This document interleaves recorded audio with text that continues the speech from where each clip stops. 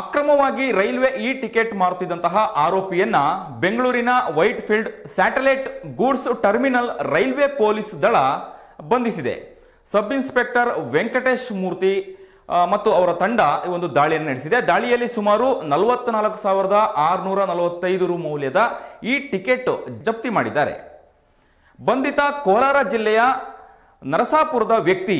ಈ ವ್ಯಕ್ತಿ ಏನು ರೈಲ್ವೆಯಿಂದ ಯಾವುದೇ ಪರವಾನಗಿ ಪಡೆಯದೆ ರೈಲ್ವೆ ಇ ಟಿಕೆಟ್ ಅನಧಿಕೃತವಾಗಿ ಖರೀದಿ ಮಾಡಿಕೊಂಡು ಹಾಗೆ ಮಾರಾಟವನ್ನ ಮಾಡ್ತಿದ್ದ ಎನ್ನುವಂತಹ ಮಾಹಿತಿ ಸದ್ಯ ಈಗ ಲಭ್ಯವಾಗಿರುವಂತದ್ದು. ಇನ್ನು ಖಚಿತ ಮಾಹಿತಿ ಮೇರೆಗೆ ಪೊಲೀಸರು ದಾಳಿಯನ್ನು ನಡೆಸಿದ್ದಾರೆ. ಪೊಲೀಸರ ದಾಳಿಯ ವೇಳೆ ಮೊಬೈಲ್ನಲ್ಲಿ 2,335 ರೂಪಾಯಿ ಮೌಲ್ಯದ ಲೈವ್ ಕಿಟ್ ಹಾಗೂ 7,42,310 ರು ಮೌಲ್ಯದ ಸಂಚಾರವನ್ನು ಪೂರ್ಣಗೊಂಡಂತಹ ಟಿಕೆಟ್ ಪತ್ತೆಯಾಗಿರುವಂತದ್ದು ಬೆಳಕಿಗೆ ಬಂದಿದೆ. ಈತ IRCTCಯ ವಿವಿಧ ಐಡಿಯನ್ನು ಮಾಡಿಕೊಂಡು ಟಿಕೆಟ್ ಮುಂಗಡವನ್ನ ಕಾಯ್ದಿರಿಸುತ್ತಿದ್ದ. ಬಳಿಕ ಅವುಗಳ ಮೇಲೆ ಕಮಿಷನ್ ಅಂದ್ರೆ 200 ಅಥವಾ 300 ರೂಪಾಯಿ ಕಮಿಷನ್ ಇಟ್ಕೊಂಡು ಟಿಕೆಟ್ ಅನ್ನ ಮಾಡ್ತಾ ಇದ್ದ. ದಾಳಿ ವೇಳೆ ಈತನ ಇಮೇಲ್ಗೆ 4 IRCTCಯ ಖಾತೆ ಲಿಂಕ್ ಆಗಿರುವಂತದ್ದು ಪತ್ತೆಯಾಗಿದೆ.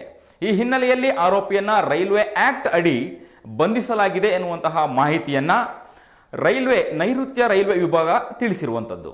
ಒಟ್ಟಾರೆಯಾಗಿ ಈ ರೀತಿಯಾಗಿ ಅನಧಿಕೃತವಾಗಿ ಕಮಿಷನ್ ಆಸೆಗೆ ದುಡ್ಡಿಗೋಸ್ಕರ ಈ ರೀತಿಯಂತ ಕೆಲಸವನ್ನ ಮಾಡ್ತಿರುವಂತದ್ದು ಬೆಳಕಿಗೆ ಬಂದಿದೆ. ಸದ್ಯ ಈಗ ಪೊಲೀಸರ ಅತಿಥಿಯಾಗಿದ್ದಾನೆ. ಬೆಂಗಳೂರಿನ ಸಮಗ್ರ ಸುದ್ದಿಗಾಗಿ ನೋಡಿ ಕರ್ನಾಟಕ ಟಿವಿ ಬೆಂಗಳೂರು.